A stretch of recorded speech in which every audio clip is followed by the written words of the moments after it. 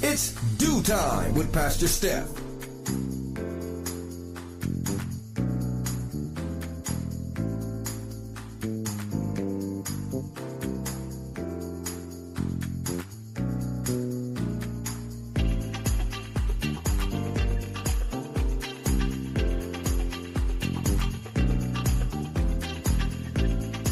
Good morning, good morning, good morning.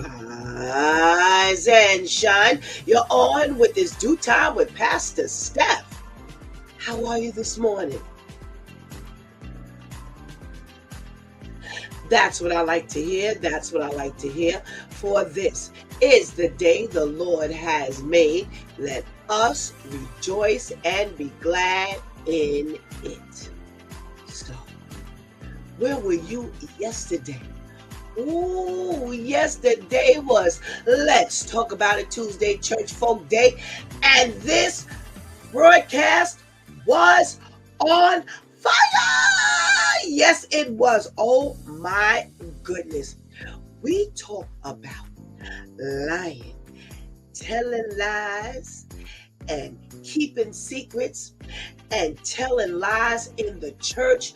Could you keep a secret if you found out that the pastor was sleeping with the church secretary? What would you do? Oh my goodness. And this all started from our little trivia stuff that we have going on in the morning. And God really showed up and showed out yesterday. We got to talking about, what happens when you hear a secret in the church, inside of the church. What do you do? Do you mind your business? Do you go to the source? Do you spread it? Do you tell somebody hoping that they're going to help keep your secret, somebody else's secret? Pastor Vinny had an experience that he shared with us yesterday. And little did we know we were even going to walk into something like that. Yeah, we didn't know we were going to be, blessed with the story. Because from that one story, some challenges were thrown out. And one of the challenges was, what do you do when you hear a secret about your pastor? And, Shantice brought up what do you call it? She brought up a point, whereas, hey, I can't even talk to my pastor. He's so far up, I can't even reach him. And Pastor KL came back loud and strong, said, listen, do we need to be in a church where we can't even touch the man or the woman who's supposed to cover our soul? The person who's in charge of us, the person who's supposed to be praying over us and praying with us and helping us through this, journey. Whoa. And that's one of the things that, I personally have a problem with. We're so untouchable as clergy, and not me personally, but, that's just the way things seem to go. And the other thing is, can you approach your pastor righteously, not accusatorily, but just asking, bona fide, valid questions. And should you? And the answer is a resounding absolutely. You are the one who's supposed to be covering my soul, and I'm hearing this. And that was Pastor Vinny's experience. And when he spoke to the pastor was unapologetic. Yeah, and didn't have a problem with saying that. So, hey, what are we going to do? What are we going to do? What should we do? And it brought out so much. It brought out so much yesterday in our responsibility and the things that we're supposed to do. And, how do we handle things? And when do we keep our mouths shut? And when do we open our mouths? Are we talking when we should be quiet? And are we quiet when we should be talking? Oh my goodness. When I tell you, the table was loaded yesterday with challenges. And the thing is now, God is challenging us to move higher and higher and higher and higher and higher. Are we willing, ready, and able to do it? There you have it. I really, really, really, really encourage you to go back to yesterday's episode right here on, A Closer Walk Christian Media Network. Oh, Coach for Christian Life on Facebook page. If you can watch, you can't watch, but you can listen. Spreaker.com, iHeartRadio, Apple iPod, no, I say this, Apple iTunes, Apple Podcast. Oh my goodness gracious, Audible.com and Amazon.com, and we are all over the place. So if you're driving, if you're in the tub, if you're cleaning the house, if you're just kind of sitting quietly, you need to go back and listen. And I mean, these last shows, these last few weeks have been extremely powerful. So you really need to make sure you subscribe. If you have not already done so, make sure you hit that notification bell. Make sure you comment, you like, you share. Let people know what's going on here so that they can be blessed as well. Thank you so much for being with me today, being with us today. It is Wow Wednesday, and we are rearing to go. We got our girlfriend Vivian in the background waiting to give us a socially conscious segment, so we're going to get this party started. Go ahead and that's right, get that healthy breakfast. Go ahead and tell somebody, anybody, everybody that it's due time with Pastor Steph is on. And whatever you do, don't go anywhere, because we will be right back.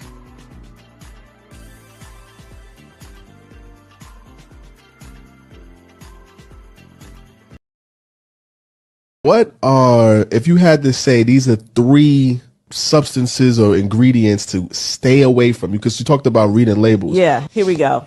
High fructose corn syrup, MSG, monosodium glutamate, artificial colors, and that would be red 40, blue 1, yellow 5, yellow 6. Those are artificial colors. Artificial sweeteners, right? That will be sucralose, aka Splenda, aspartame. If anybody's chewing gum, that's probably in there. Saccharin, sweet and low, equal, like those little sugar packets in the restaurant. All artificial sweeteners. So those.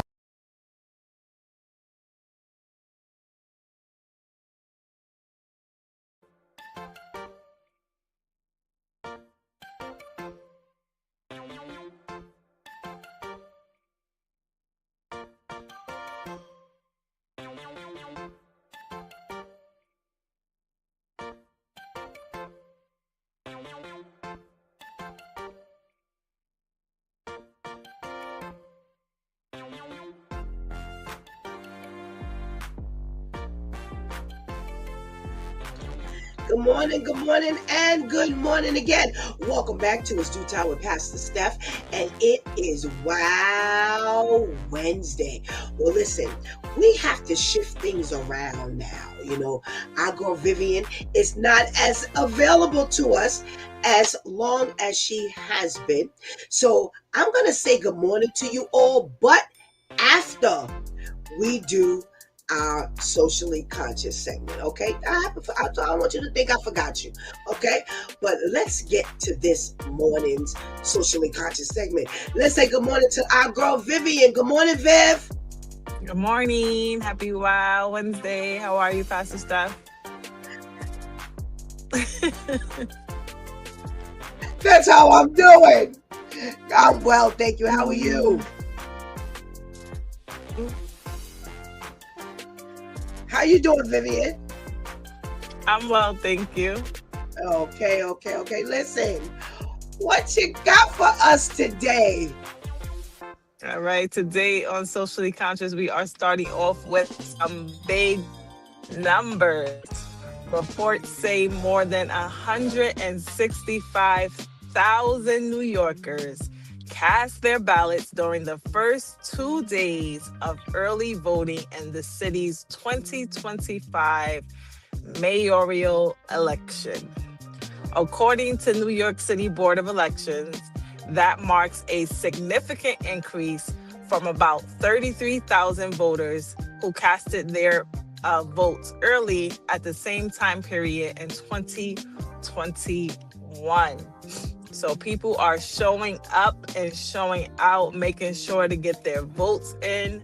Brooklyn recorded the highest turnout with nearly 60,000 check-ins, followed by Queens with about 40,000, then Manhattan with 35,000, the Bronx with 20,000, and Staten Island with roughly 10,000 people coming out to make sure they got their vote in early for who will be the next mayor.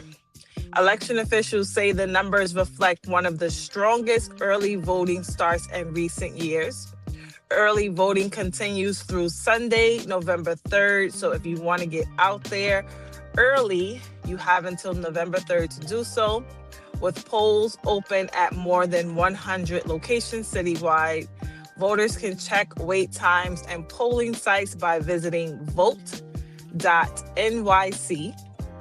According to one prediction market platform, Mamdani holds about an 84% odds of winning the race, with Cuomo at 16% and Sliwa, he's not even really in the running. But yeah, people are really coming out, making sure that they let their voice be heard in this next election. Next, we have an update. So remember, we told the story last week about the possible New York City bus layoffs. Well, here's what they're saying now. The bus companies are still warning they may have to pause service if the city doesn't lock in new long-term contracts soon. Some workers have already been told that layoffs could be coming very soon, which could leave thousands of families scrambling for a ride to school. If talks fall through, city officials say they're still negotiating, but time is running out. They're advising parents to start planning for backup options. That means they're telling you all to look into public transportation, carpools, walking groups, just in case things don't go the way that they want it to go. Nothing is finalized yet, but if they don't come to an agreement, this can all come to a halt starting November 1st. So we only have a few more days for them to decide whether or not they're going to be giving these bus companies, these drivers, a more long-term contract. So if you're a parent of a child who rides the bus in New York City, make sure you're looking into some alternate options for your child. Next, we have another update. New York State just announced $30 million in emergency food funding has been secured to help families during the government shutdown. If you don't know, if you haven't heard, they're saying that this government shutdown is going to affect food stamps, SNAP benefits, and a lot of families who depend on these food assistance programs are going to be looking for some other ways to feed their family. So they're saying they have secured $30 million in emergency food funding. This is going to be going to food pantries near you. So if you need to find a food pantry, you can go to regionalfoodbank.net. You can call 211 to be connected to food pantries in your area. You do not have to be on SNAP to get food. Anyone struggling to feed their family can go to these food pantries. Some of the main groups getting state funding include the Regional Food Bank of Northeastern New York, the Seven Valleys Coalition, and the Westcott Community Center. You can also check with local churches, community centers, and or schools, since many of them work directly with these food programs. The state says this emergency funding will stay in place until federal aid returns, making sure that pantries stay open and fully stocked as the shutdown continues.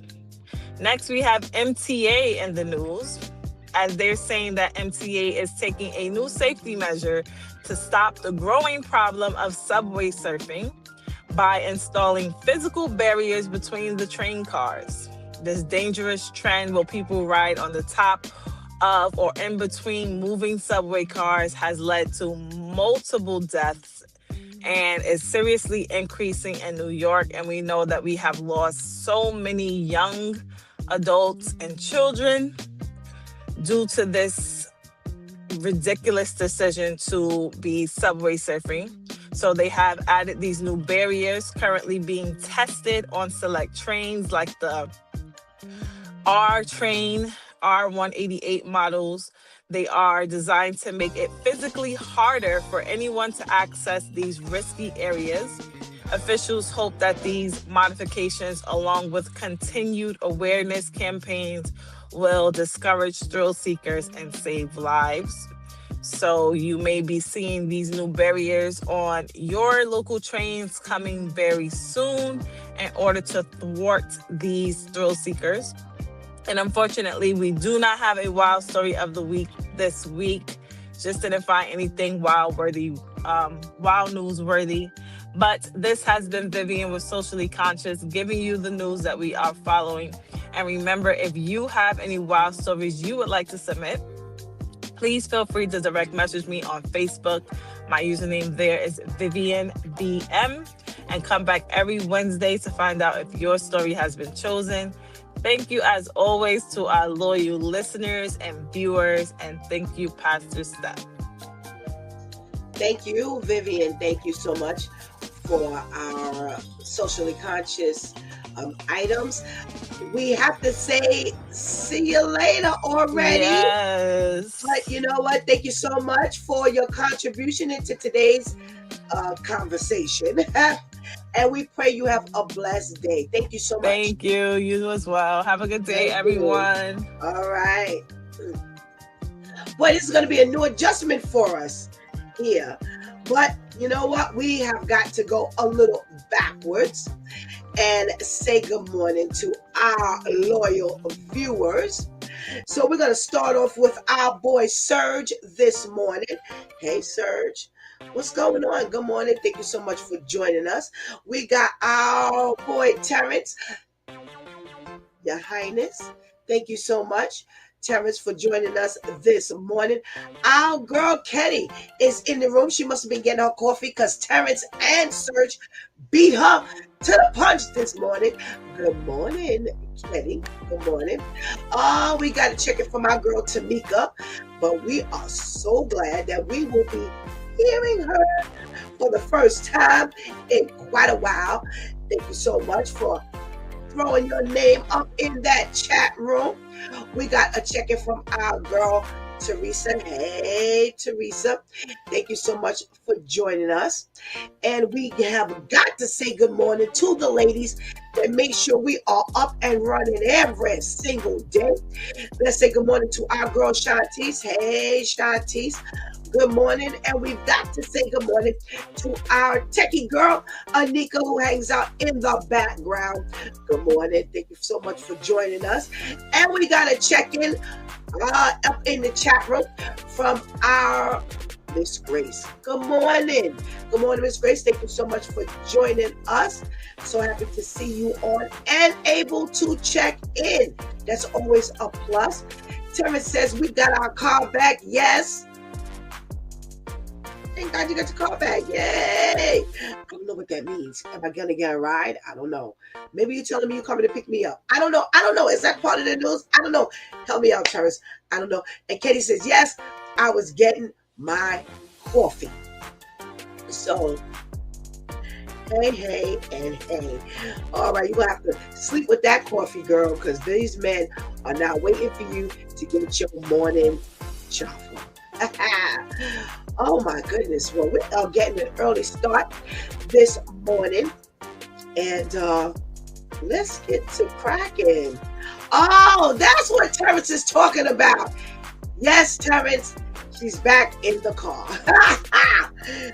And she's not picking me up. I just want you to know that. So, yeah. Okay, you know what? Terrence is on it. You know what? Terrence is on it. He's a mess. He's a mess. Yes, I know. I'm a little late, Terrence. I'm sorry. Yes, Vivian is back in her car. So let's get these ladies on. Let's say good morning to Lady Tamika. Woo-wee. Hey, girl. Good morning. Happy Wednesday to you. How are you today? Come with a jingle today. I know the voice ain't all up to it, but you're supposed to come with a jingle to dig. You look great. Thank you. Listen, you don't want to hear me sing right now. Trust me. You look wonderful, nice and rested and everything. Wow, you look really good. Thank you so much for joining us. Thanking God that you're up and able to be on. You've got somewhat of a voice to kind of pitch in. We're losing our girl Vivian now, right after Socially Conscious segment. Oh, wow. But listen, thanking God for her contribution, because I'm gonna tell you something. I can't do Socially Conscious. It's something about her news. I don't know where she goes and finds her stuff. I can't go there. So I'll take it. I will take it. So we know that God will always provide that third leg, and we will definitely look forward to it. So we're so glad to see you back with us again. Maybe we'll get Terrence to put a wig on, Tamika.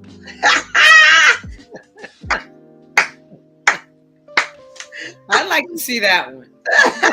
Well, let's see how Shantice, what she thinks about that. Good morning, Shantice. Good morning. How are you, ladies? I'm okay. Thanks. What do you think about Terrence putting on a wig and being the third leg for us on Wednesdays? No, thank you.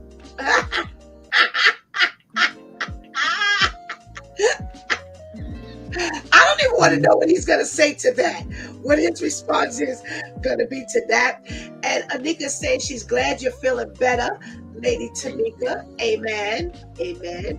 Terrence says, this is Wild Wednesday. V is in the car, and Tamika's back with the fly earrings. Yes. This will be a good show today. Thank you, Terrence, for your vote of confidence. And you know what? Life has not been the same since we've added you to the viewers. Thank you, Terrence. Yeah, it's been worse. Thank you. Thank you. And Kenny says, welcome back, Lady Tamika. Thank you. So, wow. All right. Let's get this conversation started. Wow, more than 165,000 ballots have been entered since the early voting started for our mayoral race here in New York City.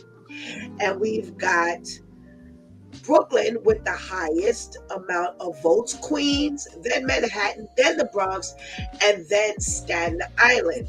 Now, we have up to the 3rd to actually get that early voting ballot in. And Mom Donnie seems to be in the forefront of this race. What do you think of, first of all, are you going to, wait, we got a whole lot of stuff going on here. Are we going to, are you going to do early voting, Lady Tamika? I never do. I always like the feeling of walking in and getting my little sticker to put on my chest or my paper or whatever.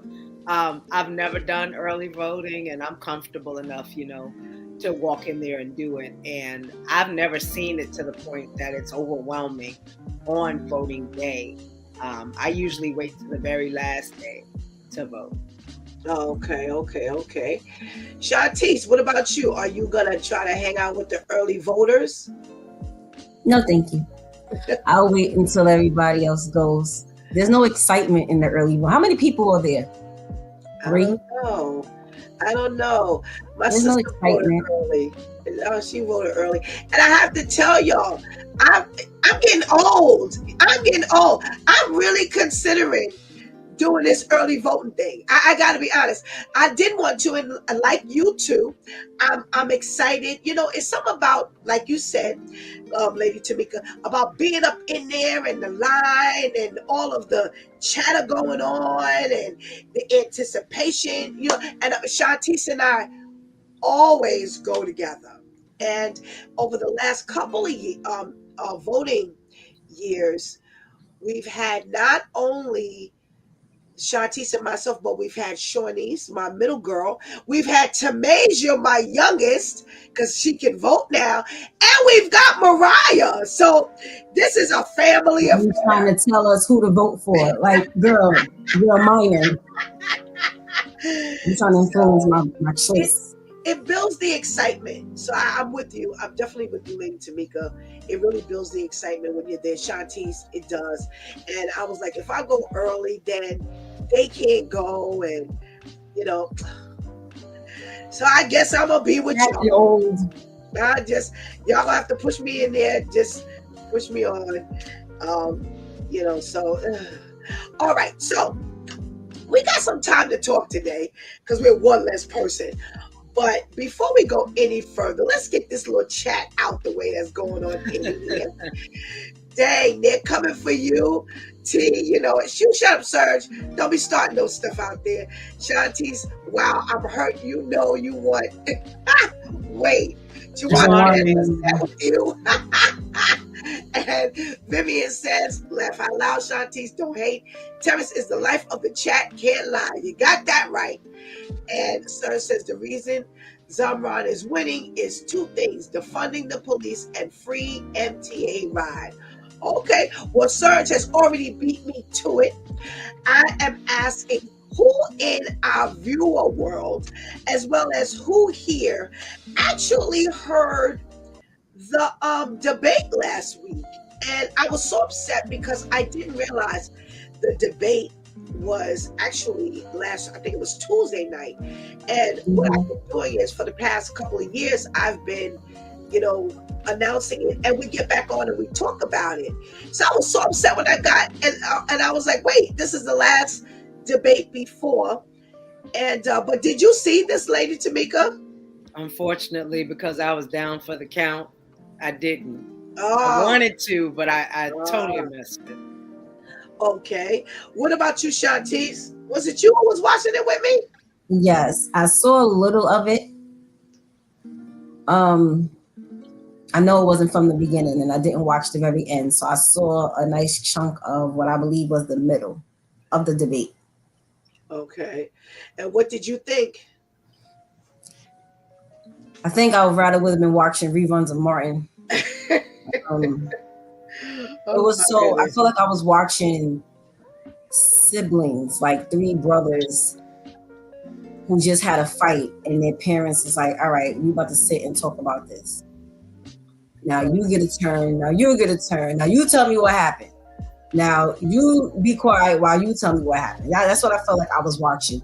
No one could respond to the question without taking a jab at the next person. And I was like, oh my gosh, how old are we? You looking like somebody rolled you in here or with the walker with the wheels. You looking like you just got off a boat here. And you looking like you begging for someone to allow you to get back to a position that you were in. Meanwhile, you have time to take jabs. And I don't know about anyone else, but that's something that I pay attention to a lot. Like, why do you have time to do that if they're asking you questions that's supposed to be important to the city that you'll be governing? But yet you got time to but you didn't do this. And it's like, well, before I answer that, things are like this because of what so-and-so did. And it's like, so is this what we have to rely on when it's time for you to sign something, or you going to be posting about what so-and-so did before? It's like, come on. I have to agree. Fortunately, Tamika, I can't even say you missed anything. I can't even say you missed anything. Here we are, the last opportunity to speak to New York City and get all the information in, and they were great. I can't think of the people, the panel. They were really good with just kind of, it was all sectioned off. It was sectioned off, and they were very clear about what they were going to talk about. So when it was, let's say, MTA, when it was crime and safety, when it was this, when it was that, they're very clear, we're here right now. So you didn't have to worry about, something jumbled over. And it was just like a cat fight. Wow. I wanted to turn it, but I was like, I'm forced to listen because I just need to hear. And I was so disappointed, Tamika. I can't say you missed anything. We got to check in from our Miss Herlima. Good morning. Thank you so much for joining us. Tara says they have to take a jab at each other. That's the life of it, and that's a deterrent. So they won't answer the real question at hand. They like to confuse the American people. I have to agree. One of the things that they snagged Mom Donnie on was consistently not answering the question. And even to the point of, so he sandwiched in between, and they were like, both of Sliwa and Cuomo was like, can you just answer the question? And even the panel at one point kind of went back and said, okay, well, they've been accusing you of not answering the question, and just like you did a minute ago, you didn't answer. Even they had to say it. It was like, wow. So it was, like Terrence said, it's a deterrent. It's something that they do to kind of throw you off. It's sad. It is so sad. And then anybody in the chat room listen, or watch the debate. I would like to know what you thought. So, Lady Tamika, have you reached a decision, and would you like to share? I am still kind of undecided. This is one of those times when it's like, if I do this, it's really, really, I'm still really quite unsure. At first, when we first started, I had it. I was like, okay, I got it. Now I'm like scratching my head. And the decision that you make, trust and believe, with everything that's going on already, it affects lives. Yeah, it does. Shantice, have you reached a decision, and would you like to share? I would love to share if I made the decision. I didn't hear anyone that I felt like, well, I'm leaning, or I think Only because he's had some experience is the only reason why I would lean towards Cuomo, because he has experience with governing the city. He has experience with being in the position of having to make decisions and, so on and so forth. But that still isn't enough for me to be like, election day, bam, I know exactly what, because I'm paying attention to the pettiness, and people, they really don't believe how the things that God is teaching us, how that is real and is playing out in everything that every single one does, believer or non-believer. And that taking jabs first and all of that, like Terrence said, to deflect, you'll be deflecting once you're elected. That doesn't only happen during the debate. Yeah. Once you're in that seat, you'll be deflecting. Once it's time to make those hard decisions that's going to be beneficial, or the people are going to have to do without this because they need that more, whatever, you're going to deflect. I don't have confidence in none of the three, unfortunately. So it's just like, again, I feel like we got a choice. We need to choose Freddy Krueger, Candyman, or Chucky. Which one you want? So here's the deal. Here's what was revealed during the debate. So let's start from one side. I'm going in order of the thing. So Sliwa was one who continued to flag that he was the only one of the three who have actually been in the city, lived in the city, experienced city life. I've ridden the trains, I've dealt with crime, I've experienced crime. I went to school because education school was on the list of categories. I've been in the school system. So he is one of the only ones, to be honest, who has actually experienced life in New York City. Because we know that Cuomo comes from, his father being governor, so forth and so on. So he has not been in the trenches of life in New York City the way Curtis Sliwa has. We know he's been the one who's been in charge of the Guardian Angel since the late 70s, early 80s. And he continued to flag that. He made sure that if you didn't know that, you knew it. Mom Donnie was in the middle, and he continued to, he didn't step and jab as much toward Sliwa as he did Cuomo, and continued to remind us that Cuomo was, kind of outed or ousted from the seat of governor, and what he was going to or intends to bring to the table.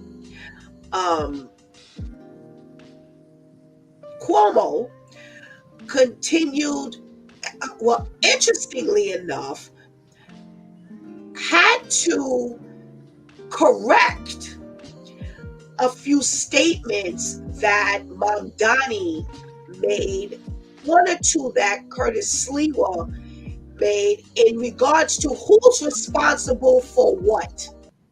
So in other words, there was, okay, well, when I get in office, or when you were in office, because they kind of threw shots at him and said, well, when you were in office, you didn't do this. And he had to remind them that at the governor's level, that's not what I did. It was at the mayoral level is where that was handled. Or they were mentioning like different, ways you do this or that, and he had to say that's not how it's done. So he quite a few times had to school them on the system. Let's put it like that. And it was a very so with those three dynamics, you had one who had a leverage over the other two of, listen, I would be the best mayor because I've experienced all of these things and I know what would work better than what has been working. You have Mom Donnie that says, listen, I'm new.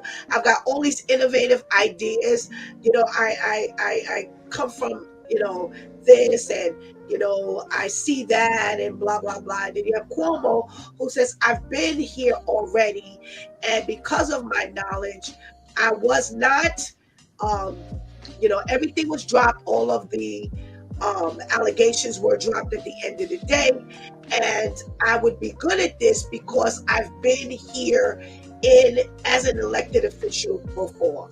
So this is what you're faced with. I've pretty much made my decision, and when I went in watching the debate, I'm still there. I know, as a matter of fact, what I heard actually secured where I'm going, and afterwards I'll share. Um, so that it's a very interesting race. Like I said, Mom Donnie is at the top. Reminding us that's what Vivian just got finished saying. But here's what I had a conversation with somebody about the other day that they were mentioning, and I want to know what you ladies think. So right now we've got this overwhelming presence of Mom Donnie, but does that speak for who's going to win? Because remember now, election day has not arrived. What do you think, Tamika? We won't really know until the votes are in. We've seen instances, like when we were looking at the race between the presidential race between Hillary and Trump. Depending on which channel you watched on the news, I thought that was amazing. I watched this channel and they said Hillary's winning. Then you watch this channel and say Trump was winning. And it seemed like when you looked at more channels, they kept saying Hillary, Hillary, Hillary. And then we get this, oh, Trump won.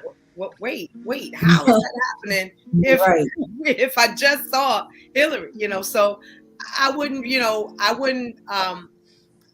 count all my votes, until actually it's done, because we won't really know. Okay. Shantice, there have been some that have said, this has happened before, like Lady Tamika said. Donnie's won, he's got this landslide lead and he's going to win and blah, blah, blah. And we get ready to celebrate. And does this really depict this early voting, in your opinion? Does it depict who the winner is? No. Again, it's early voting. You still didn't get, like I asked, how many people went to early voting? Most people are going to wait until the election day. So like Lady Tamika says, so you got this one in the running, and then it could be like, psych you, Mike. They don't, because now on election day, you get a slew of people who come and vote for the next candidate. So not to get ahead of yourself, but to stay focused and stay the course, because it can always switch up. Okay. And hopefully no one starts scamming either, God forbid. So, Okay. Factor that in as well. Well, interestingly enough, Vivian said that Sliwa is not, according to your early voting, Sliwa doesn't really stand a chance. But I agree with you ladies that, don't count your chickens before they're hatched. We still have the majority of the voters who have not, and this is only as of, let's say, last night. So you still have the rest of the early voting, and then you actually have election day. So, and then you have mail-in ballots, so that have to be tallied as well. So here's one of the things that came up, and I wanted to talk to you ladies about it. And listen, this chat room is mighty quiet. I want to know what you think about college students who are away, who are not able to vote because they are not in their local voting area. Should they have some ability, even if they're in their state, should they have something that says, you know what, give them early voting, and you have to vote by a certain amount of time? And what should they do about the college students, Lady Tamika? So they're, one of two things: either vote where they live, or they should have the option. Listen, I'm living in, let's say, okay, so for instance, I'll give you a friend. I lived in New York, but I was in college in North Carolina. So, either have a choice. I used to literally come home to Brooklyn to vote, then go back to North Carolina to go to school. Either vote in your state or vote in the state that you're born, but you should have to be able to have a choice. And with that, prior to the voting day, you're not going to do it on voting day, because if that's the case, especially if you're living in a state that mail takes a moment, you won't get it on you send it out on election day, they won't get it until afterward. Okay. Well, we do know that they have the mail-in ability, like Miss Halima and Terrence have said. They have the mail-in vote. Is that, in your opinion, Shanti, sufficient? Should they have more of an ability to go locally, even in their town, to cast their vote? And with all of this technology, should they have something that is more than snail mail? Absolutely. My thought came to, like, well, what is the dilemma? You have technology doing everything. You got the cars driving itself, which you mean to tell me you can't set up an app that would enable college students to put in whatever proof that says, this is my name, date of birth, my address, not my school address, but where I live. I attend this school. I'm in this group, I'm saying this is my junior year, freshman year, whatever information they need to validate the individual, and then have it to where they can vote. And that can still be early, so that way it's not done with the mass. Even if that's done before the in-person early voting. So if the in-person early voting is in October, have that done in September, or have that done October 1st. Early in-person voting is October 20th. But it's like, why are these things dilemmas? It's just like, oh my gosh.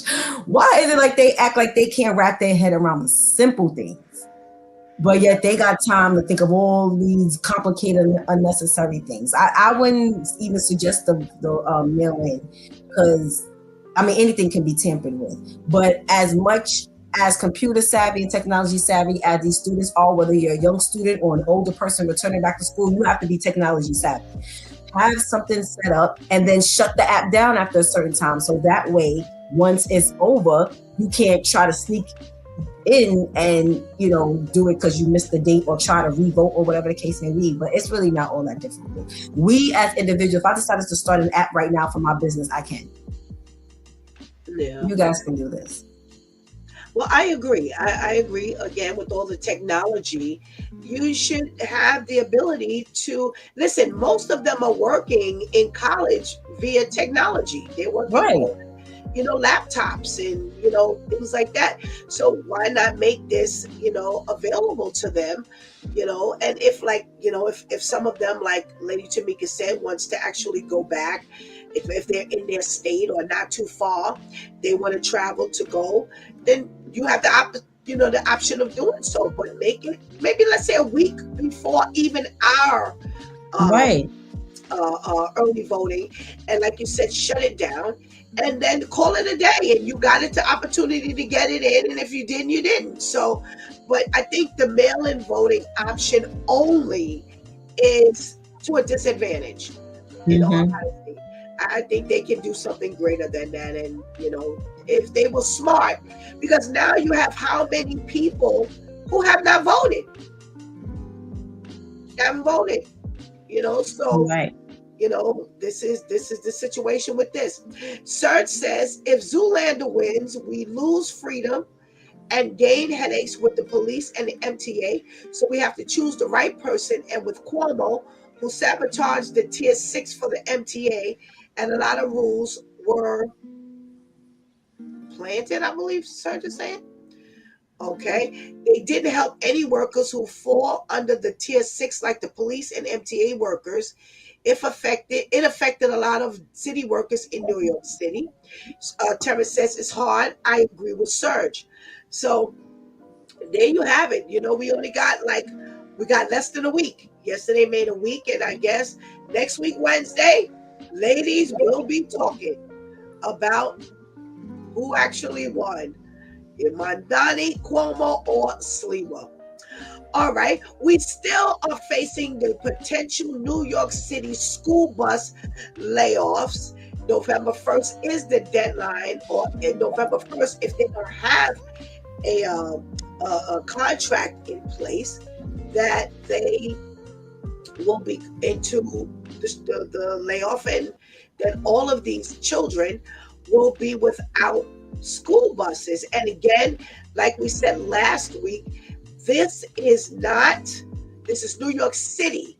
And in New York City, the only children who get school bus privileges are the children with IEP programs, because the average child does not get. It's a very special situation. They are doing it for some new junior high schools, and it's not a complete pick up like a door to door. They have sites, locations that they meet at, and they actually have to be picked up from there and dropped off back at that site. So those children will be affected as well. So here we are. We're faced with this potential deadline, and they're saying, get your public transportation ready, get your walk groups ready. Shantice, is this something that these parents should be concerned about at this particular moment? Why are we still here? We are still here because the powers that be wait until the very last minute to take care of these things. No, this is not something that in October they should have to focus on. Why? It is now the second semester. They need to be focused on congratulating and continuing to encourage, or getting the belt out and whipping whatever child failed the first marking period. Why now am I going to have to worry about how you going to get to school? These are things that on-point parents start taking care of at the end of last school year and during the summertime. They're not trying to focus on that during the school year. That's just way too much. As simplistic as it may seem to some people, that's just too much to have to concern themselves with. All righty. Tamika, should we be still facing this with all that's going on? So we have a shutdown of the government and almost a shutdown of the New York City school bus drivers. Should this be simultaneously going on? I'm just looking at the plight of a household with everything that's going on. Okay, you got mom who's unemployed, and now she has to figure out, how to get the child to school. Completely unfair, and I mean, school started for some latter August, beginning September. Here we are in October, just about ready to go through holidays, resources, if whatever it is that you're planning on doing for the holiday, in some senses, you can scratch that, going home, or, the family gathering for Thanksgiving, ain't nobody traveling because, you're trying to save those dollars and cents. This is not the time that we should be now worrying about how we going to get little Johnny to school, completely horrible, especially if they've been doing it for this period of time. We've been talking about this for years now. This is not something that we just started talking about, and the fact that you haven't gotten that under wraps now. You're going to start seeing, 4 and 5 year old children on the bus and subway. You looking to the left and to the right to find out where the parent is. That is completely horrible. Yeah. No, we should not. With the government shutting down, we should not be walking into, school buses not working. I was thinking about the same thing, Lady Tamika. I'm like, okay, so a household is really challenged now. You got to worry about, how do we eat? They will have to worry about, if I'm a federal worker, I don't have a job, and we got to worry about, how we paying our bills because they don't have income. We now have to worry about how my child is going to get back and forth to school, because if they are on a school bus, that may mean car fare. if you haven't given me my job and I don't have an income, how do I have car fare? Right. So, there's just too much going on. And I think that this world is too self-centered. Everybody's thinking about them and not thinking about the world, the nation, if you will. So, they need to get this together, because, you're going to see a lot of crime, a lot of mental illness, really surface. If we don't get this together, we got to get this together. Okay, we got New York City food SNAP benefits possibly ending on the 31st. Starting November 1st, nobody, as this government shutdown is still in effect, no one will be getting SNAP benefits. However, the state has secured $30 million in food funding that will go to food pantries. Now, is that a good replacement? We know it's a replacement. Is it a good and sufficient replacement? And will it satisfy the need? Lady Tamika. I'm praying for this whole situation, because I'm looking at it in a broader scheme. As for it sufficing, just food in general, going out to get normal groceries is almost insurmountable, and you have access to the pantry, which is good. But here's the thing: if you're trying to make ends meet and you're working, those pantry hours may not be conducive for you, and you're trying to maintain. Sometimes those pantries are not always on the weekend. Sometimes they're in the middle of the day. 9, 10 o'clock during the weekday. I'm trying to take care of my child, and my household. For the world at large, especially for this state, there has to be something else. Just we keep mentioning apps. There's an app for everything. There's an app for drinking water. There's an app for, why not create an app that makes it conducive for people that are working, that are still trying to make ends meet, that they can find a way to, get access to food or get a discount to food, farmers markets, things like that give you lower prices. Aldi, which, give you good bulk for your bang, good bang for your buck. Those type of things to make it easier for those who are pushing and trying to get things done. Okay. Terrence says they're doing that to get people off and start all over brand new and make it harder for people to reapply.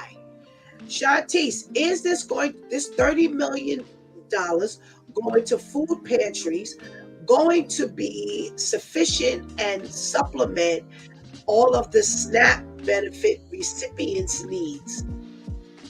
No, because now you're mixing the people who didn't need with the people who need. Why are you not taking that 30 million and putting it into on everyone's card?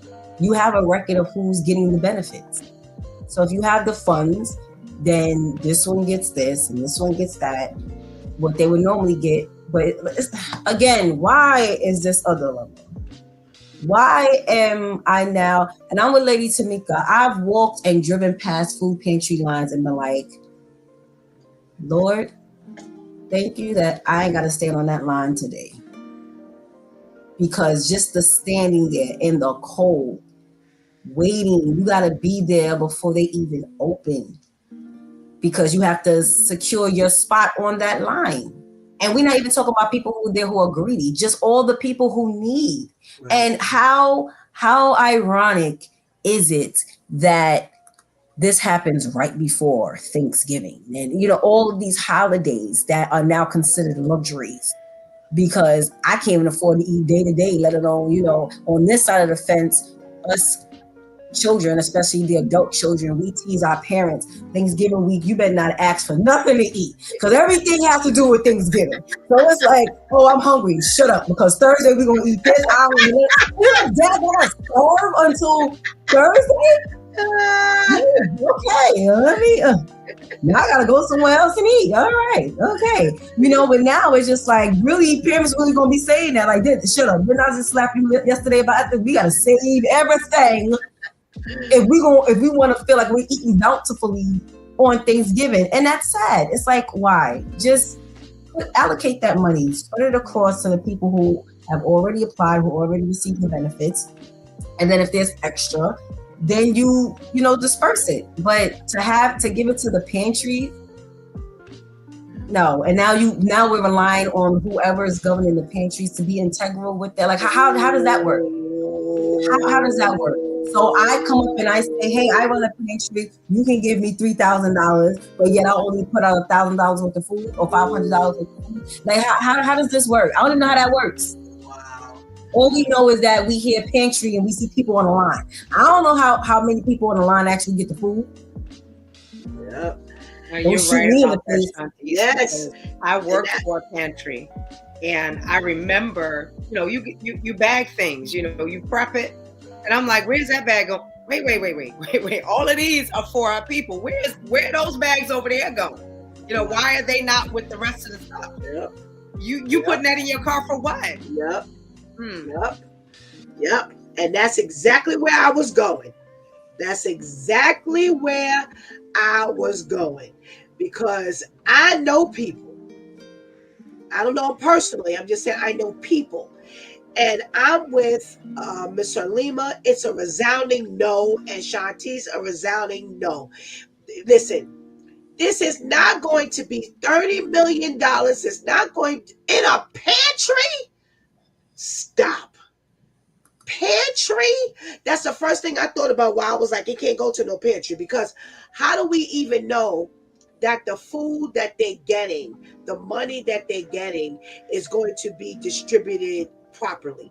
And just like you said, Lady Tamika, you've seen it happen. Shanti's, when she said, I was like, that's exactly where I was going. First of all, I'll go back to what was already said. You have food stamp recipients. You have SNAP benefit recipients. And they are now going to join a line of people who were already on the line. That's not gonna work. It's not gonna work.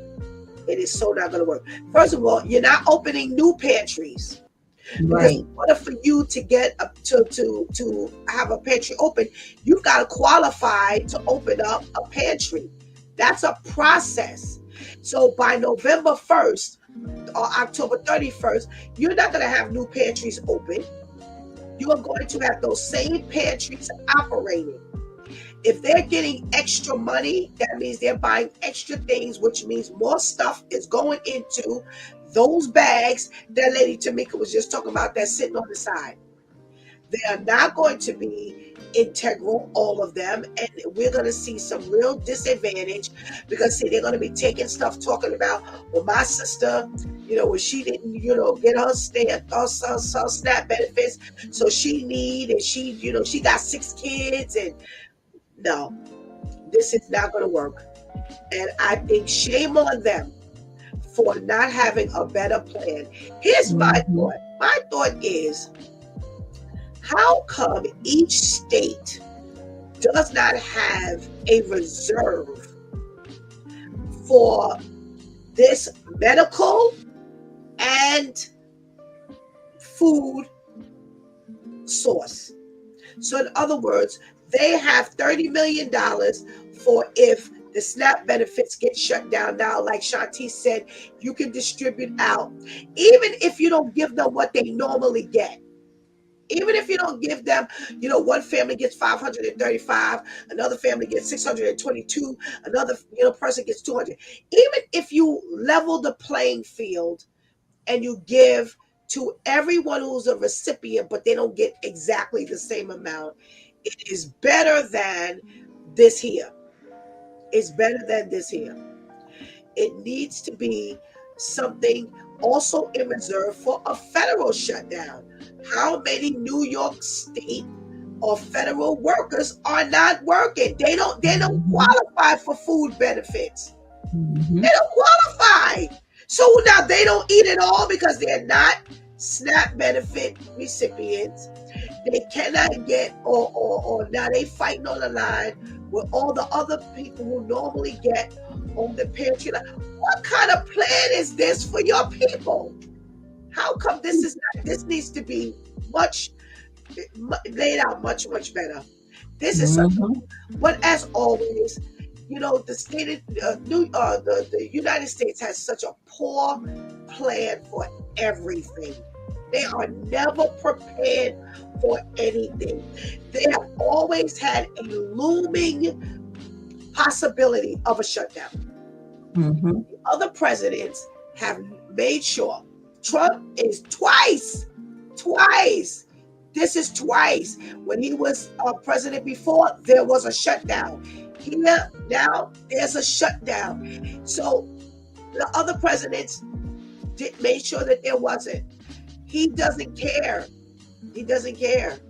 You think the people that's in his ballpark care about whether there's a shutdown or not, whether there's food benefits or not?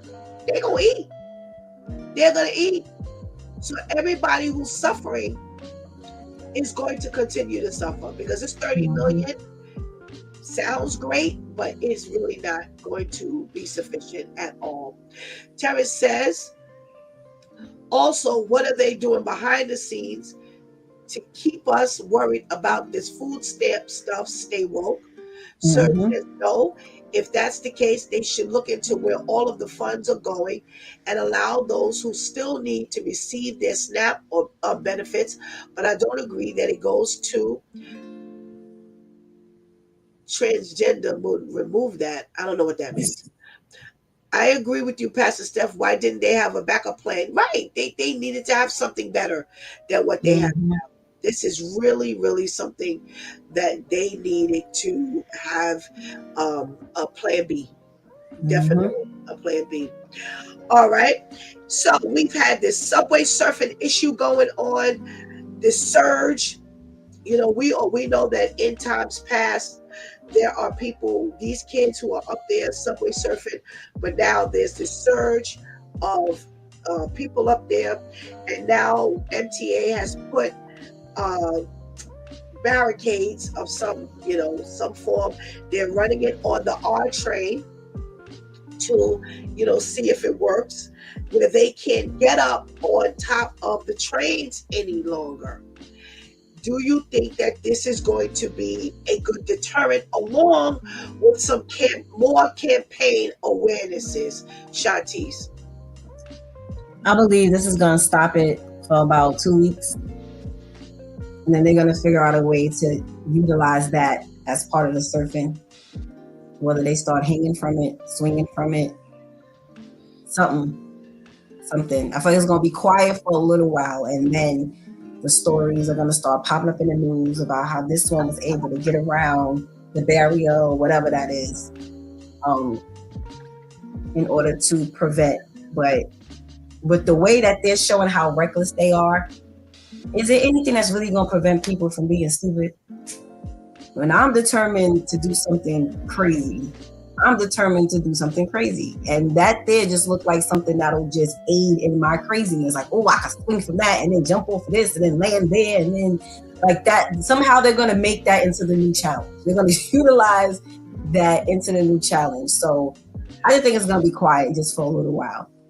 Until, and that little while is going to be the time that the subway surfers are using, like, their planning. Like, well, how can we now get around this? Okay. Lady Tamika, do you think that this is going to make a difference and derail the subway surfers' ability? It's amazing. I rode the subway literally yesterday. and I noticed, you know how they used to mention beware pickpockets, don't keep anything in your, exterior pockets. They actually did mention about the subway surfers, and they mentioned it repetitively. And the sad part about it is it works for those who basically are not interested. The sad part about it, we even did it on the broadcast where a mother was saying to her son, she kept saying, don't do this, don't do this. And you're hearing it on the subway, and the sad part about it is for the mind that wants to do it, if I can't get out the door, I'm going to find a way. I'm going to hang in between, on the exterior of the train. You know how close that entranceway is between the train car and the actual, the underpass? Right. Like the sad part about it is if I really want to do it, I'm going to do it. It will deter some, but it won't deter all. Mm-hmm. Absolutely. I don't see this being a huge deterrent. Like has been said, yeah, 5 minutes. But people who are determined, they work around anything. And that's anything. Doesn't matter. It's around anything. So whether it's subway surfing or, any other, thing, they find a way. Where there's a will, there's a way. So, I don't beat MTA up for trying. Do what you can. Do what you can. So if that may deter one person completely, that's one life you'll save. But the overall, unfortunately, no. I agree with both of you. They'll find a way if they want to. So it's really sad that life is a game. It's this challenge of I'm gonna get on top of a train and walk, ride, surf. Wow. Serge says the transgender who receive benefits to have a sex change, I believe they should pay out of their pocket. To me, it's a luxury.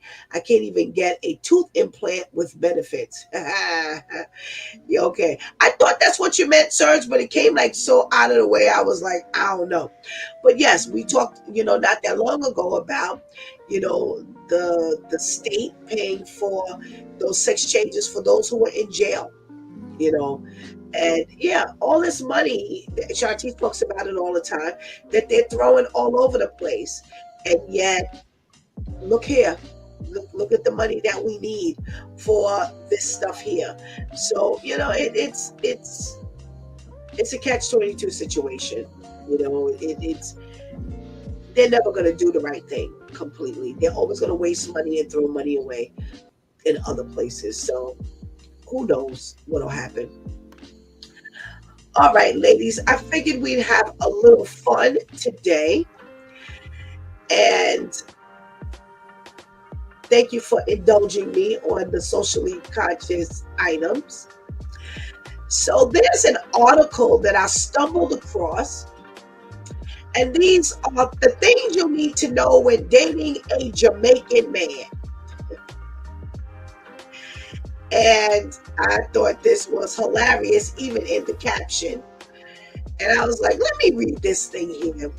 And when I saw some of the points, I was like, oh, we got to talk about this. All right. So they say that, Jamaican men have different desires opposed to American men. And we're not going to talk about who we prefer or anything like that. Well, we're just going to talk about the points that they're making that Jamaican men have put out there, as well as those who have dated Jamaican men. Now, they're schooling us who have not dated Jamaican men. So just interested in what you think about some of these points. Tamika, I know that you are already, off the dating plane, but knowing that at one point you were, let's just see what they say. Well, one of the things they say is don't believe the hype. So they say that yes, all men in general are the same.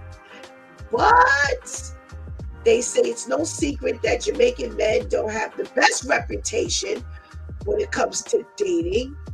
Rumor has it that they are misogynistic, controlling, and philanderers. But let's be real, what ethnic group does not have men? Forget about ethnic groups. All of them do it, regardless of your nationality. All men can be misogynistic, controlling, and philanderers. So they're saying that don't believe the hype that men, who are Jamaican don't treat women well. Is that something that you want to subscribe to, that men are more one way on one ethnicity than the other? So what they're saying is, ethnicities, meaning us, black, brown, colored people, have a different way of treating women than the other side of the fence. Let's start with you, Lady Tamika. Yeah. Just, I'm looking at Shanti's. Just that whole idea of control. So in my former life, yes, I did date Jamaican men, and you see what I ended up with. Coming to America. Hallelujah.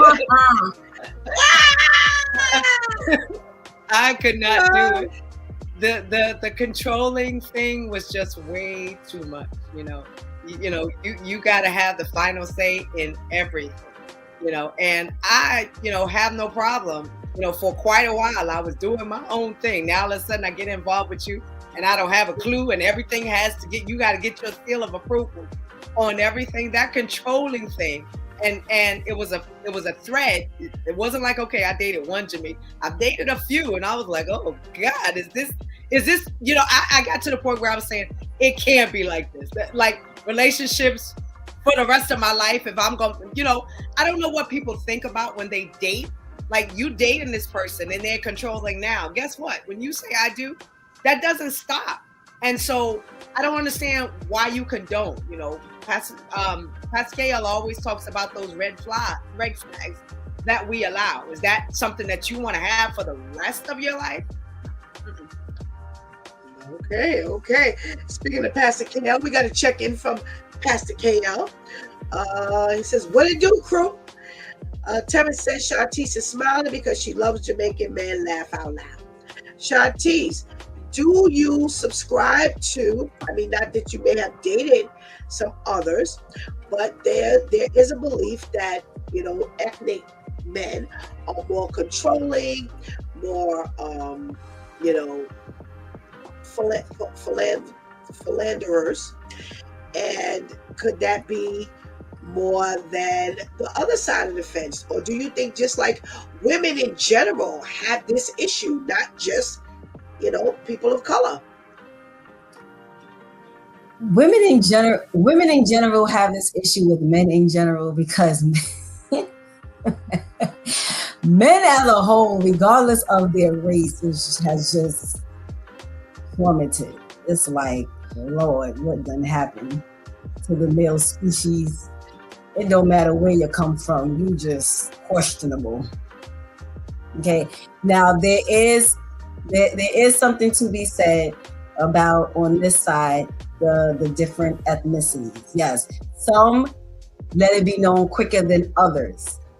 That's the difference. Not that one doesn't do it, but one does. They're all slow. But one just shows their slowness a lot quicker than the others. Okay? So when it comes to Jamaican men, I've never dated a Jamaican man. From what I've seen, I won't date a Jamaican man. I just say, I'm sorry. I'm sorry. I had to just the comment. But it's because it seems like they're the ones that just pop out a little more with so when you're talking about the ethnicities, who does what on quicker. what was being put. So like Lady Tamika said, the controlling and the I have to be dominant. I have to be dominant. And now, is that what you're not only teaching your wife, but when you have children, that's what the children grow up under. So you don't have to only worry about that for yourself, you have to also worry about that for the children. All right. Well, I've never experienced dating any. No, that's not true. That's not true. Yeah, at one point I did. He wasn't Jamaican, but he was Caribbean. But I have seen evidence of the controlling, and I think it's a cultural thing. I think that's what the problem is. And I've had conversations with, some Caribbean men who express dating and dealing with American women, that we are too, not me personally, that wasn't the conversation that I had for me, but just like I said, in general, talking to Caribbean men, including Jamaican men, that's a big complaint, that American women are too independent, they're too outspoken, they challenge them. And again, I don't know. It's funny because I don't see a lot of docile Jamaican women. That's the funny part. So my thing is, when you say American women are, they stand up to you and they challenge you, and I'm like, well, I don't see your women doing much different. But I'm not. I guess I haven't seen every Jamaican woman.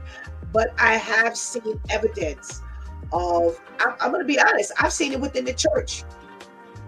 And that's the scary part. That I've seen it in the church. That's one of the first areas I've seen it from. Their culture, you don't do much in the church. You can only go to a certain hierarchy in the church when you are Caribbean, because that's not what they do at home. So I can believe it. When it comes to all men misogynistic and philander, yeah. We do news every day. I'm looking at the news every day. I'm seeing stories every day, and I don't see only one side of the fence. I'm seeing all across. I'm talking internationally. I'm talking American. It doesn't matter. So if you are a bum, you're gonna be a bum regardless of what your nationality is. You have the ability of being a bum. One of the other things that they talk about is don't bring them no fast food. They don't like fast food. Don't bring them no fast food. Keep that to a minimum. Shantice, what do you know? What have you heard? From what I've witnessed, that seems to be the thing for the older men, the older West Indian men. The younger ones, the ones who are Americanized, I should say, they would love the home cooked meal, but if they don't get it, they're not as about it. But for the older West Indian men, it's like Jamaican men, it's like, yeah, I want and I need a home cooked meal. Don't be bringing me no McDonald's, don't be bringing me no pizza. No. That's like an insult. For them, they read it as an insult. Well, definitely. Okay. Lady Tamika, don't date no man and then talk about bringing him no fast food. No, Jamaican man, talk about bringing him no fast food. Well, I'm disqualified on that one. I've always been disqualified because y'all know I'll pop something up on the chat quick. I've always been a cooker. So, I never had a problem with that. But I believe that also is cultural. I remember, dating a Jamaican man, and when it came to Sundays and I would go over there, his mom would prepare like that whole meal, and we're not just talking about just the, potatoes, meats, and, she got stuff, dessert, and she made homemade tea, and, that's something that they're used to. A lot of American men, they might have brought up with that, but shortly, for some reason, in the mid portion of their life, right before they go to teens, they're eating out and they're doing stuff. They're self-sufficient and they're not doing or getting the home cooked meals, so they don't expect it as much. So when they do get it, they do appreciate it. Yeah. I from being involved with a Caribbean man, they don't play that. They don't play that. Like you said, it is cultural. Mama cooked, sisters cooked, your aunties cook, grandmas cook. Don't be bringing them no fast food stuff. And like you, Lady Tamika, I was always a cook, so it ain't matter to me. But not only that, they cook. They cook. So yeah, if their mothers and grandmas that taught them how to cook, they ain't coming over to you for you to give them no McDonald's. So yeah, that is something that is definitely a big no-no when it comes to their bellies. They not trying to deal with none of that. So they say the jobs. Oh my gosh. They said he will definitely work, whether he has 3 jobs or not. More than often, he'll have quite a few abilities. So maybe not so much, one job, but definitely, crafty and able. Who was first? Lady Tamika, what do you know about that?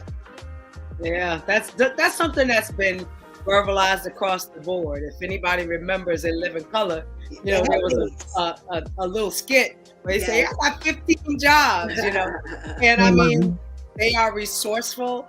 They'll find a way, they're not going to sit around and be unemployed long, even if they got to simonize somebody's car, and make their own business out of it. They simonize cars in the daytime, and at night they park in your car, they doing their own, that's where the whole concept of the dollar cabs came from. Okay, fine, I can't find a job, I'll use my car. What do you have? Okay. Whatever it is that I've got, I'm going to make money from. Absolutely. Miss Herlima says, I know a Jamaican man who's older than all of us, and his mother still cooks his food. So there you go, that culture thing. Oh my goodness. Shanti's one job, the Henleys in Living Color definitely had their spoof on, the Jamaicans and them not working one job. Yeah, again, that's like an insult. It's like, what do you mean one job? You don't know what we got to do? You don't realize what we got to pay for? You don't realize you can't just be sitting around and not doing? No. We're going to make sure we do this. We're going to make sure the kids are working from early. You can walk. You're old enough to work. Let's get this done. You're going to do this. Yeah, they are definitely not the culture that just sits around and waits for someone else to help make it happen for them. They're going to get out. And it might be illegal, but they're going to do it. They're going to do it if it's going to put money in their pockets, because they think we need to take care of what we need to take care of. Yeah. I think, again, it's a cultural thing. We here in America, lazy lima bean, as they said on In Living Color, they come from a culture where, a lot of them were poverty stricken. They didn't have. So they wanted to work. They needed to work. And they didn't have a problem working. Or like Lady Tamika said, they're going to be crafty. They're going to make a business out of something. They're going to earn. They don't mind working. They will come here and pick up jobs that the American people do not want. So, for a while they were saying, well, they come here and they take all that job. They can't take nothing that was yours and in your hand. No, you didn't want to be a janitor. They didn't care. They don't mind working. They don't mind doing, 2-3 things, because you know what? They also, and this is actual, they, part of their money they send back home. because they don't have back there. So when they come over here to America, they need to do multiple things. And multiple things is take care of here. A lot of them have left families back home. They've left children and wives or husbands back home. And so they need more than one job. They need a job to stay stable here, and they need a job to take care of those back home. So yeah, those are the people who work multiple jobs. Here, if you have one job, mama's still taking care of a lot of these boys, and they ain't working, but that's not their culture, and that's not their goal. So I ain't beating you up for it. I'm not beating you up. All right. We have the next thing. They say family first. That Jamaican men are very family oriented. Shantice, what do you know this about this area? Do you know this to be true or false? Definitely close knit, because a lot of them are gonna live together. In order to do that, you gotta like each other, because I ain't living with you and I don't like you. We can't follow this plan if we don't get along.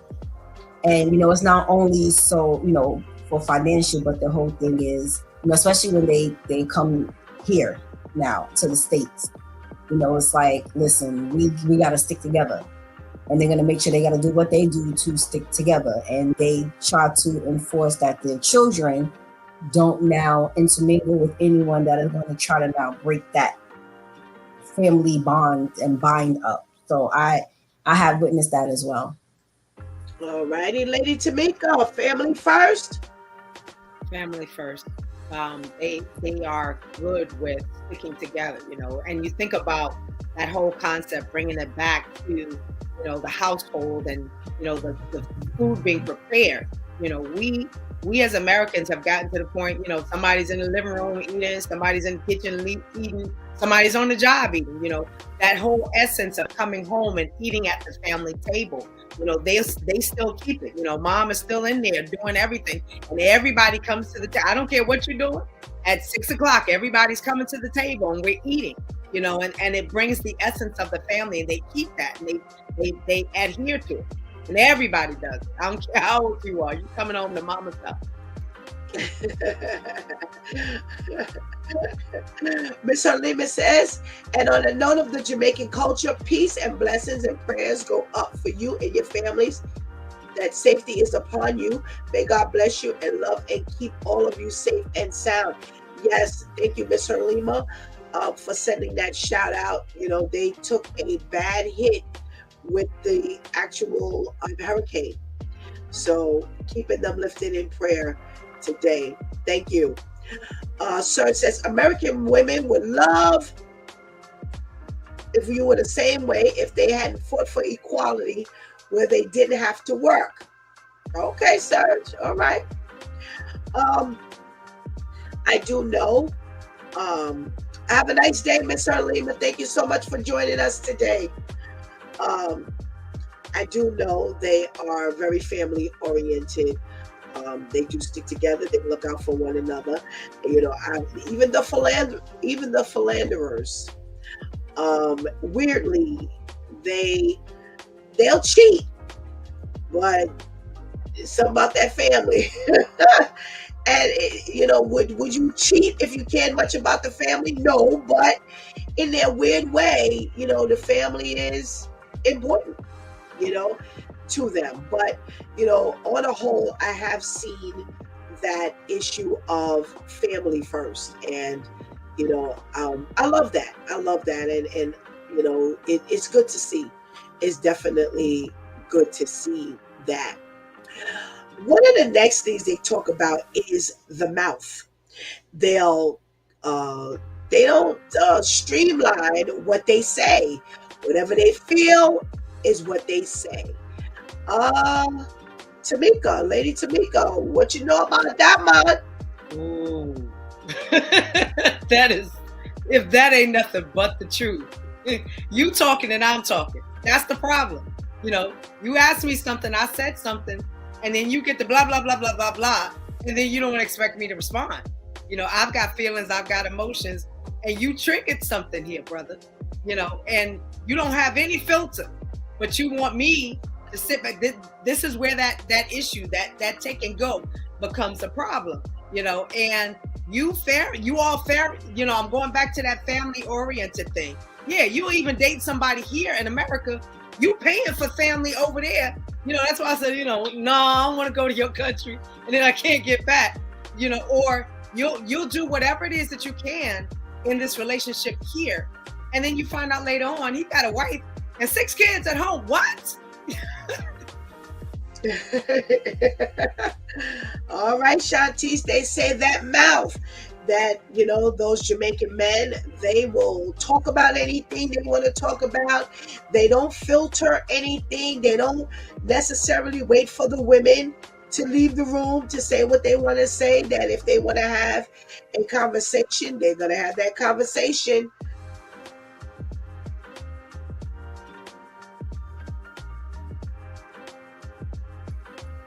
That's old men. The only difference is they have an accent. Old men have gotten to the point where they gonna feel like they can say what they want, and they be wrong, or they be in the deficit, but they're the ones in need. Meanwhile, you got all this mouth. Now that's old men. Yeah, they do it, but that doesn't set them apart from the other ethnicities. Okay.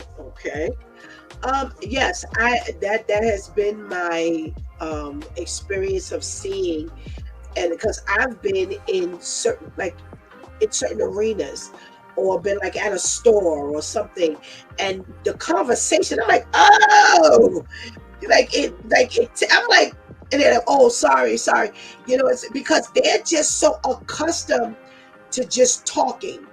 They don't look around to see, who is there, who may be offended.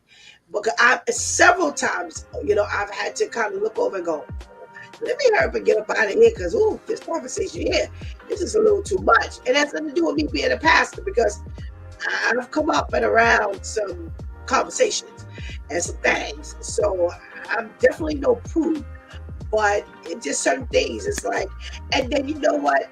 I think what also does it is the accent, as well as some of their vernacular. It's harsh.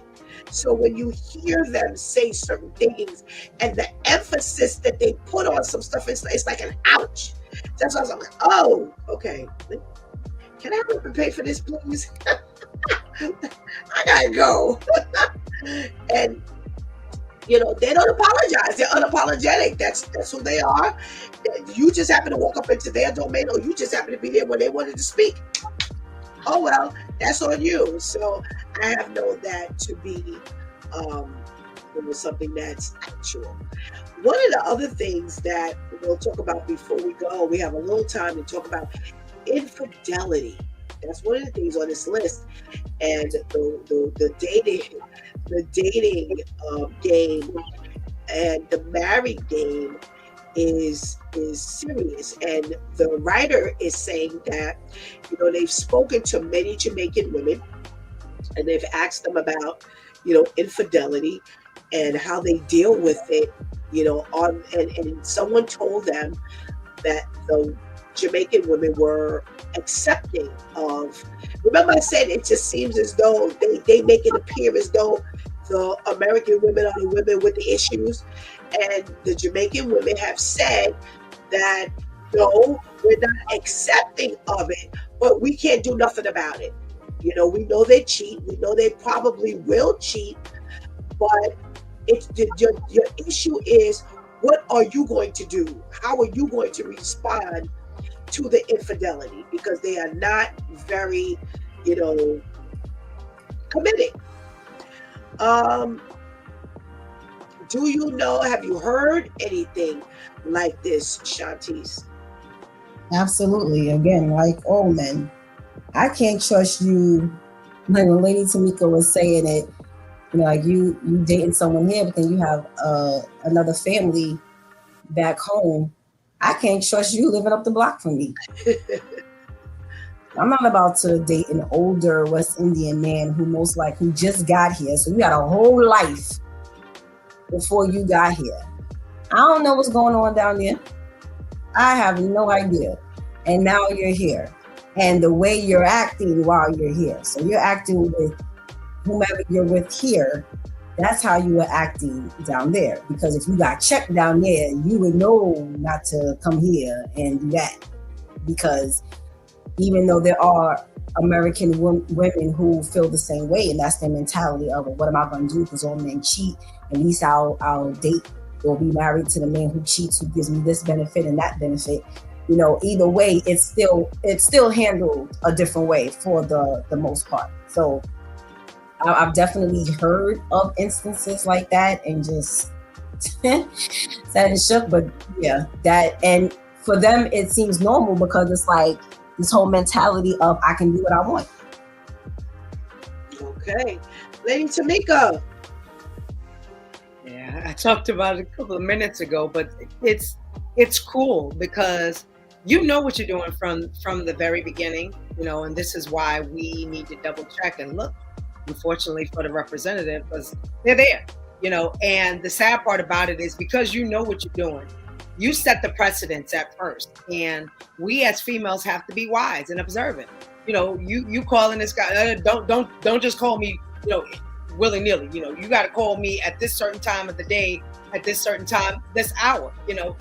Start asking, and that's where the problem becomes. When I start asking questions to inquire about why it is that I'm only calling on Friday at 6 o'clock. Oh, I'm working. You working all the time? You know, you don't never have no days off. You know, you have to start paying attention. You know, you want to plan a trip. Let's just say on a holiday. You know, Thanksgiving. Let's say we're gonna do such and such on Thanksgiving. Oh no, I can't do that. Why? You know, your family is what? You know, it's just you and me. No, I'm going back home, or, you know, you call at certain times. You know, you have to be, you as the female have to do your due diligence, you know, and that's the sad part about it. You know, you can, a lot of times they're not going back home all the time, but they're making phone calls, they're sending money, you know, and you have to be particular on who you're dating. Pay attention to the red flags. They're all over your face, but you just walking as if it doesn't exist. You have to be cognizant and aware of who you're dating, you know, and make sure you got information, you know, find out who the family members are, the friends, inquire if you need to. You as the detective, this is who we are by nature. Do your due diligence and detect it. Do what, if you got that feeling, pay attention to it. Don't just walk in, because it could be to your demise. Absolutely. Like Shantice, you know, said, most men, you know, not most men, I mean, I don't want to say that, but men across the board, you know, have been known for infidelity.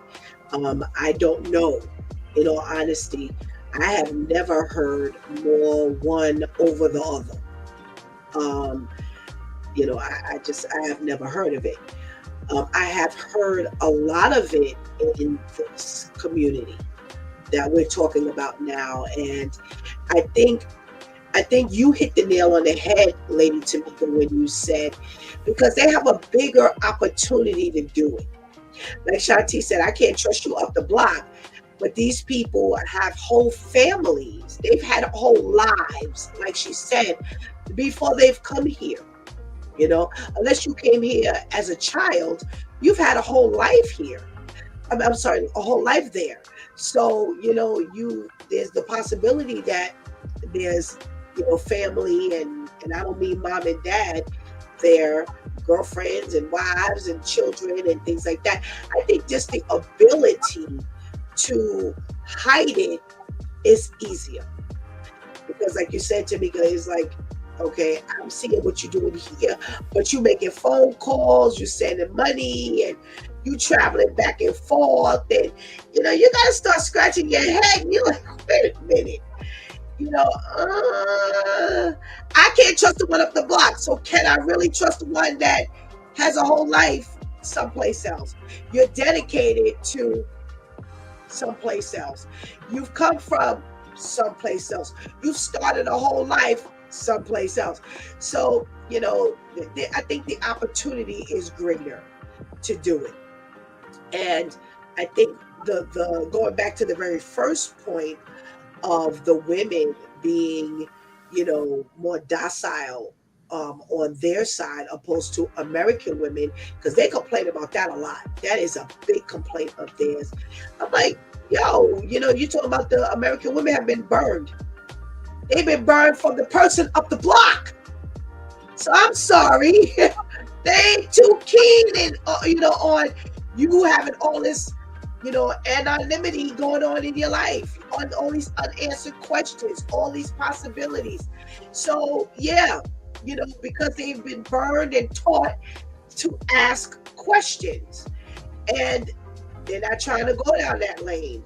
So I think the opportunity is greater, and they monopolize on the opportunity, because they can't shield it. You can't walk up on her like you can walk up on her here for the guy off the block. You know what I'm saying? So yeah, I think that does go on a lot. I have seen it a lot. I haven't seen a lot of them committed. I don't know why. Like I said, I haven't seen a whole lot of men committed, period. But again, I think opportunity and ability, yeah, I think that's kind of pushed them into, another arena of that. Ladies, it's been real. Thank you so much for your contribution into today's conversation, and we pray you have a blessed day. Great to have you back, Lady Tamika. Thank you. Woo! And it was a little bit of fun, having this conversation. I stumbled across that one, and we haven't gotten down to all, through all of the points, but it's quite a bit. It's quite a bit. I want to talk about the integrity of a person, period. Our integrity matters. The word of God says, let your yeas be yeas and let your nays be nays. And unfortunately, it's a lot broader than what you think. It's a lot broader than what you think. It's not just simply with, if you say yes, make sure you say yes, or if you say no, but you say, you say no, it's no. It's a fine line between you being upfront and in the broader sense of let your yeas be yeas and let your nays be nays. That's what God wants. He wants us to have a level of integrity.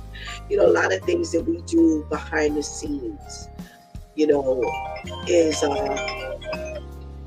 is definitely compromising our yeas and yeas and nays. And in this particular instance where we're talking about the male, I think that's why the man has lost a lot of respect. He's lost a lot of leverage, and they're battling now more than yesterday with who rules the roost, who is dominant in the home, who is more responsible, who can be relied upon. And the Caribbean men complain about how dominant and how independent American women are. And we've just simply learned to be that way.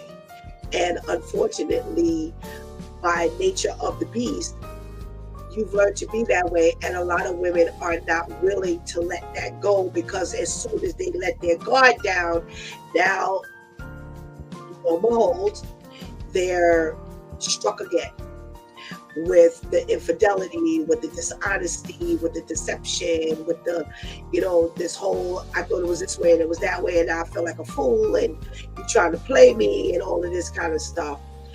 And this is why, I mentioned it last week when I was doing the evening broadcast when I first started. and I was talking to Christian wives, and I loved that period of time, because I had wives that were married to deacons and pastors and ministers and apostles and prophets, and in other words, men of God. And they were not afraid to talk about their experience. They were not afraid to be candid about some of the stuff that they had gone through. They were not afraid or ashamed of sharing what to look out for, what landmines not to step on, what things to be leery of, what things to be watchful for. I love this segment. And in dealing with these women who were very revealing of the deliverance of their husbands from many things. We had women who had husbands who had been delivered from drug abuse and alcoholism and womanizing and just workaholics and abusers. And one woman even talked about how they were married, and from what she knew, he had never been on drugs, and one day he was a straight drug addict. She thought it was another woman, and come to find out, he was a drug abuser. And she stuck through that thing. And I mean, oh my God, they were so candid, and I loved it because it taught you that A, you were not alone in this thing, and B, you ain't been through nothing somebody else hasn't been through conceptually. And one of the things God used that time to teach me, to teach women, was to pray for the man. For those of you who did not hear me say this a couple of weeks ago, he said, pray for the man. Stop praying for your baby's father. Stop praying for your husband. Stop praying for your grandfather. Stop praying for your father. Stop praying for your uncle. Stop praying for your pastor. Stop praying for your deacon. Stop praying for your apostle. Stop praying for your bishop. Pray for the man. Why? Because it's jaded. If I'm praying for my husband, one of the things I'm including in that prayer is that he treats me better. One of the things I might be praying is that he learns to run this house and his finances better, because it'll make our relationship better, or it'll make this family run better. It is always a because. And what God gave me to share with the population of women that I would speak to going forward is, when you take that man before God, there is only one thing you're praying for, and that is so that he can become a man of God, so that he can become a soldier for the Lord in the army of the Lord, so that he can become the man who God has born him to be, who God is growing him to be, that God is using you as a vessel to push him toward Christ, not to share him. Woo! Not to share him with God. God says, I need you to keep me first. Go back to Matthew 6:33. But seek ye first the kingdom of God, even with your husband, even with your children's father. Keep him. Even with that rotten dad you had, who might be trying to make amends with you. But you're so mad because of what he didn't do when you were 5 that he doesn't stand a chance. Because he's a dad that hurt you. And God said, let it go. Let that go. And if you are truly a woman who is coming for me and making me the center of your life, then I need you to make me the center of your life for real. And I need you to make me the center of your life completely. Don't make me the center of your life in this aspect, but yet on the other side, you've got a different itinerary and a different agenda. So it's really interesting when God revealed that to me. And he literally told me, he said, tell them to stop praying for their husband. Stop praying for this person, this title, and this title. But tell her to just simply bring him to me. That's it. That's it. Tell her to bring him to me on a regular basis. And tell her to bring him to me in every single area. Because once I get him, and once I mold him into being a man after my own heart, then he is going to automatically see how he will be a better father. The things he needs to do to be a better husband, to be a better provider, to handle his finances, to think about his health. She won't have to work as hard. Woo! She won't have to work as hard as though it's her job. Because it's not her job, it's my job. That's what I do. I'm the change agent. My son is the change agent. My spirit is the change agent. That all you can do is pray for him. No matter how hard you work, if he doesn't want me, it ain't gonna make a difference. And when I tell you I was wowed by that thing, I was wowed by that thing. I was wowed by that thing, boy, because it applied to me as well. It applied to me as well. And I so appreciated God even more because he taught me so much more in that one thing. And they told me to look at his people differently. That your mama just ain't your mama. That your grandmama just ain't your grandmama. That your boss just ain't your boss. That your sister and your brother, they just ain't your siblings. Your children are not just your children. That we all belong to God first. And in the dynamic of relationships, we forget that. Yeah. We forget that we all belong to God first. And when we take our eye off that, the job becomes harder to deal with. The relationship becomes more difficult and more complex. And God said, but if you bring them to me first, I have this boss that is just incredibly mean.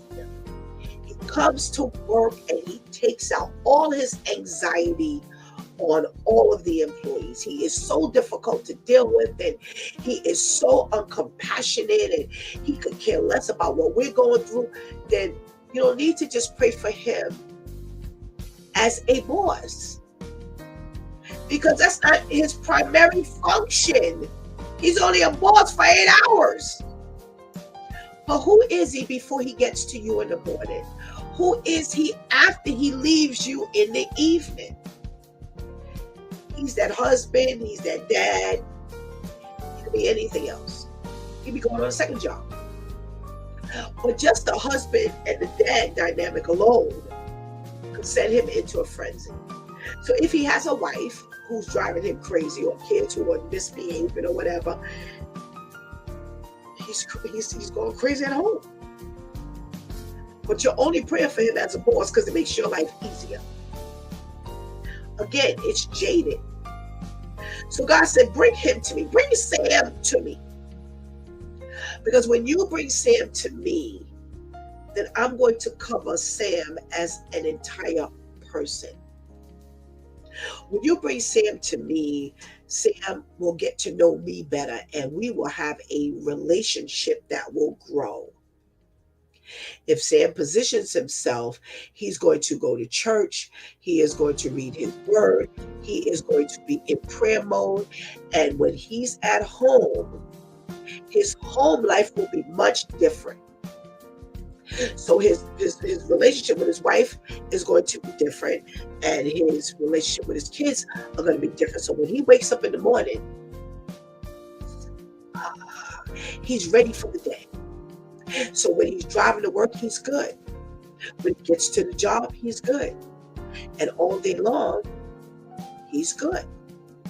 But if he doesn't, he has no voice at home because the wife is a hellraiser, or because of whatever other dynamic is going on in the home, that's when they come to work and they will all their power at work because they ain't got no voice at home. So where else are they supposed to exercise? They're driving him crazy at home. They're overrunning him at home, and he's coming to work. He's like, hey, you're not going to do that too. So now all of that is filtering into the job. It's no different than a man who has a good relationship with everyone in the home, but has a horrible experience at work, who'll stand on his job for whatever the reason is, maybe money, prestige, or whatever the situation is, and he's carrying everything for work into the home.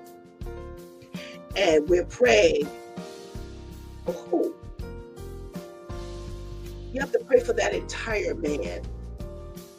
So I educate you today, or I remind you today, to pray for the entire person.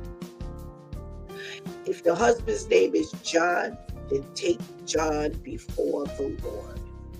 Do not take John before the Lord as your husband. Because your primary reason for John being fixed is to benefit you. And while he's serving you, he is not looking at God. And what you want is a man who's after God's heart. Because a man after God's heart will listen to God and will learn how to treat you and go above and beyond how he treats you, because God is teaching him how to love you. See, the Bible teaches us how to love man. The Bible teaches us how to love our wife. Doesn't matter what her name is. It doesn't matter who she is. The Bible teaches us how to love our husband. Doesn't matter what his name is, no matter who he's married to. But only God can teach him how to love you. You who came to the table as a broken little girl whose dad disappointed her. A woman who came to the table who had so many bad relationships in her dating process that she needs to have healing from all the other men who have hurt her feelings. A woman who has come to you possibly with a ready-made family and has a fear of another man telling her children what to do and how to do it, and needs to let go of that because you could be very good for the kids, but she wouldn't know that because she's too busy covering them. And now she's destroying every relationship she has because she don't want nobody talking about kids. He's going to teach you how to love her, the woman that you're with. And that's what you want. You want God to teach him how to love you in all your insecurities. He wants you want him to love God so much that God now teaches him how to love you, and you are growing like crazy, and there's no jealousy there. A lot of men are very envious of their wives and their accomplishments. Do you want to be with a man who you didn't realize has an issue with the woman making 10 times more than he's making? Or she has 10 times more power than he has, and he feels like she's doing so much more that he don't stand a chance of looking like anybody? You want to marry a man like that? You want to be with a man secretly like that you didn't even realize that was what was going on in his heart and his mind? But God is going to teach him how to support you, love you, encourage you, and uplift you, even though the world may already be doing it. But coming from him means that extra thing to you. That's what you want. So ladies, pray for your husband as the man. Pray for John to be a man of God. Pray for Harry to develop a relationship with the Lord unlike any other relationship he's ever had in his life. Because a relationship with God is unlike every other relationship, or should be like any other relationship, shouldn't be like any other relationship that he has ever had in his life. That he will love the Lord beyond anything, everything. That God will always be first in his life. That he will feel the need to need God in everything that he does. That he will seek God in everything that he does. Before he leans to his own understanding, before he tries to figure it out, before he leans to how he was treated as a kid, for how he was sitting on the step and his dad didn't show up, or how his mom always hollered at him. That's what you want. You want that husband. But you first want that man. That's what you go after. That's what you seek God for. And it doesn't matter who you date. That's what you do. You seek God first for the individual that you will potentially date. You have a child already out of wedlock. You don't want to seek a man who's going to be a good father. Again, jaded. You want to seek a man who's after God's heart. Because God will teach him how to deal with you as a woman, you as a mother, you as a provider, your children. All of your children need different types of love, as well as they need community love, the same kind of love. But you want that man to know what to do with all of you.